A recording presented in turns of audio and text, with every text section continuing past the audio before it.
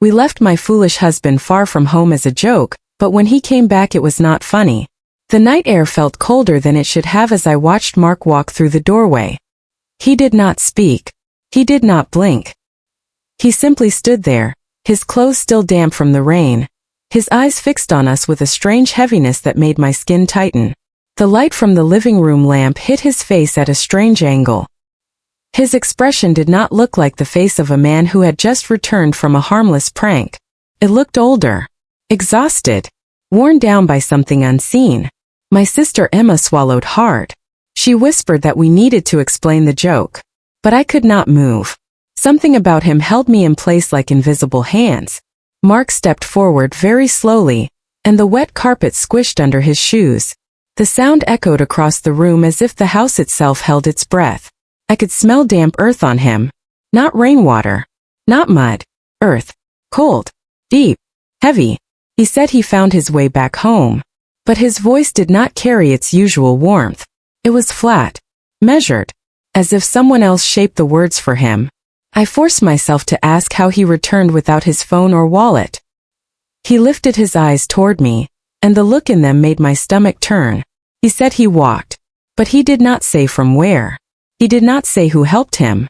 He only said that he followed something in the dark that knew the way. Emma stepped back. She asked what he meant. Mark turned toward her with a slow tilt of his head. The movement was too precise, too controlled. He said there were voices on the roadside. They told him that we should not have left him. They told him that they would see him home safely.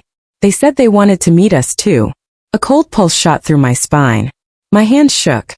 The room felt smaller with each word he spoke. The lamp flickered even though there was no draft. He said the voices walked beside him all night. He said they did not need light. He said they whispered our names long before he reached the front door. My throat tightened. I tried to laugh it off. I tried to tell him it was only a prank. A stupid prank. But Mark stepped closer. Close enough for me to smell that heavy earth again. He whispered that the voices already knew it was a prank. They had laughed with him. They had promised him that the real joke would happen when he came home. Emma backed against the wall and begged him to stop.